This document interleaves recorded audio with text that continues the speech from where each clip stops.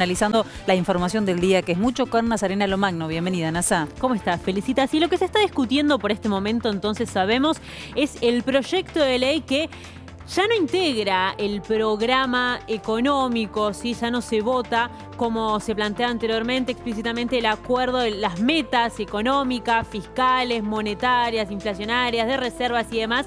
El programa económico, ¿no? Que incluye el préstamo con el Fondo Monetario Internacional, sino que lo que se generó a partir del consenso, el diálogo entre principalmente Sergio Massa, pero también se destaca Lilita Carrió y Martín Lustó detrás de este como los facilitadores. Como los facilitadores, exactamente, pero particularmente Sergio Massa y la oposición de Juntos por el Cambio, lo que se acordó es esto, ¿no? Poder aprobar el refinanciamiento, el cambio de un préstamo stand-by a un préstamo a un acuerdo de facilidades extendidas. Pero como te decía, el principal intermediario fue justamente el presidente de la Cámara de Diputados, Sergio Massa, que hoy dio una conferencia de prensa. Si querés, podemos escuchar un fragmento. ¿Cómo no?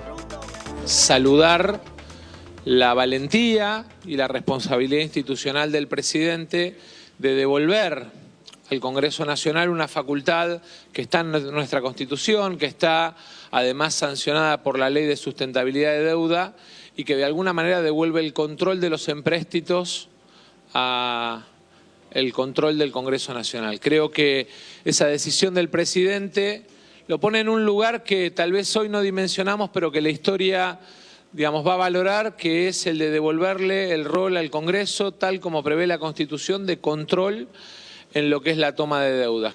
Porque todos trabajamos entendiendo que este es un momento bisagra para la Argentina y que es clave que tengamos esta solución para evitar una catástrofe. Una catástrofe que representa un cambio para peor en el valor de los salarios, en los precios, en el acceso al crédito de los trabajadores, en el acceso al financiamiento para las empresas de exportación de la Argentina. Porque en un acuerdo todos plantean algo y todos ceden algo. Y creo que así como el gobierno tenía una iniciativa que abrió a la discusión con el bloque federal, con el bloque del PRO, con el bloque de la Unión Cívica Radical, con el bloque de la Coalición Cívica y con el bloque de los partidos provinciales, de alguna manera también esos bloques cedieron y hicieron concesiones para que el gobierno tuviera este instrumento y para que pudiéramos avanzar en la ley. Y para nosotros eso es realmente muy importante porque habla de la madurez y la responsabilidad con la que se ha tratado este tema. Bien, la palabra entonces de Sergio Massa, aparte de las declaraciones de hoy. Exactamente, a ver, un consenso que, bueno, vuelvo a decir lo mismo, se ha generado un acuerdo, ¿no? Para poder no votar el programa económico que efectivamente apruebe los desembolsos, pero sí aprobar el refinanciamiento. Pero a ver, hay que tener en cuenta que Juntos por el Cambio, sobre todo el ala macrista, en realidad el trasfondo lo que buscaba era desligar lo más posible, en términos explícitos, a Mauricio Macri de la responsabilidad. Es lo que vienen haciendo ya desde hace tiempo. Exactamente, ¿no? De haber tomado este préstamo por 45.000 millones de dólares, el más grande que alguna vez el Fondo Monetario otorgó desde su creación hasta hoy.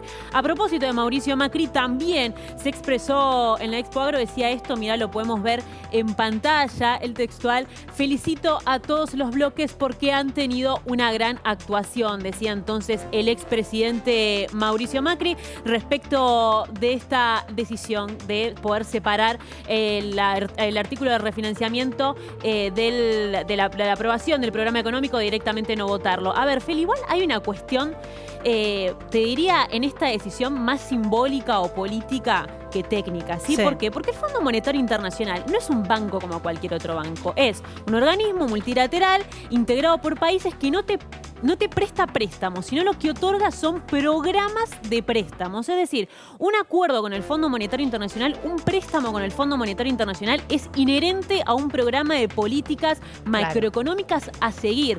Si no se sigue ese programa que hoy no se vota, al menos no está explícitamente detallado en el proyecto de ley, no se pueden llevar adelante los desembolsos. Es decir, la oposición habla de una decisión seria de votar a favor de que Argentina no caiga en default, pero no aprobar el acuerdo con el Fondo Monetario, el programa que se negoció con el Fondo Monetario. Pero eso es insostenible, porque una cosa está ligada a la otra necesariamente. Es decir, no quiero que caiga en default, pero al mismo tiempo no te voto el programa por el cual el Fondo Monetario Internacional, si se cumple, va a generar los desembolsos, ¿no? Sí. Entonces, bueno, esto ya último para decir, pareciera que están, a título personal, más pensando en 2023 para estar desligados del costo político que en las elecciones presidenciales podría generar, costo político y económico, ¿no? Sí. Que el acuerdo con el Fondo Monetario Internacional podría generar en 2023, que pensando realmente en la responsabilidad de poder generar un acuerdo. Y eso también cabe a ciertos sectores dentro del oficialismo que en algún punto también, pero por lo contrario,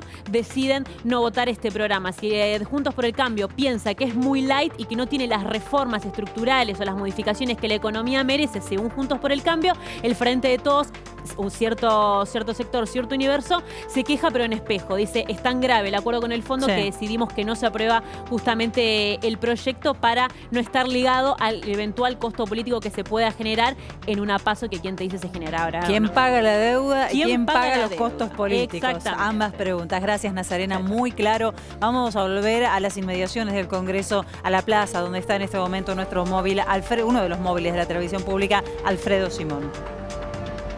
Felicitas, como les decía, los incidentes ocurrieron cerca de las 3 de la tarde. Hubo quema de gomas, contenedores de basura, piedrazos contra los vidrios del despacho de la vicepresidenta Cristina Fernández de Kirchner, bombas molotov, gases, con la policía enfrentada contra un grupo de incidentes.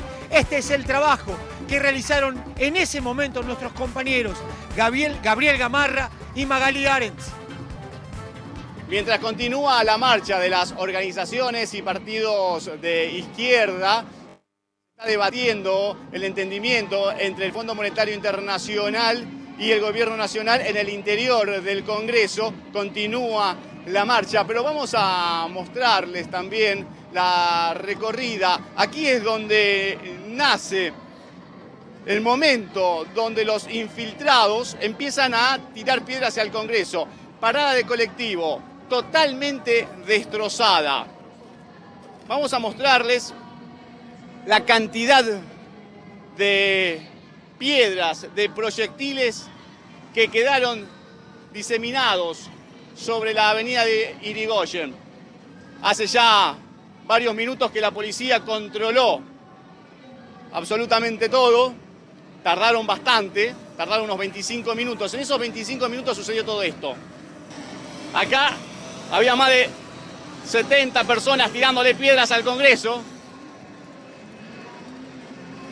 La marcha continúa, nada tiene que ver la marcha, las personas que se concentraron en la puerta del Congreso para manifestar su disconformismo con el entendimiento entre el Fondo Monetario Internacional y el Gobierno Nacional, con lo que sucedió acá, en este sector. Tensión e incidentes afuera del Congreso. Un grupo de manifestantes en contra del acuerdo con el FMI arrojó piedras, ladrillazos, incluso llegó a romper ventanas del Parlamento. Y la tensión escaló aún más cuando llegó la policía de la ciudad, que como ustedes ven aún sigue en el lugar y se enfrentó con este grupo de violentos. Arrojaron también bombas molotov, una de ellas le prendió fuego a un oficial que debió ser derivado.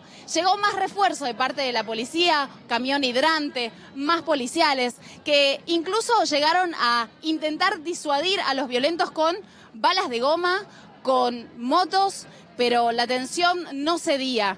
Más adelante, los manifestantes armaron barricadas con contenedores de basura, prendieron fuego muchos de ellos y siguieron arrojando botellas, estallaban los vidrios y la situación fue realmente por unos minutos incontrolable.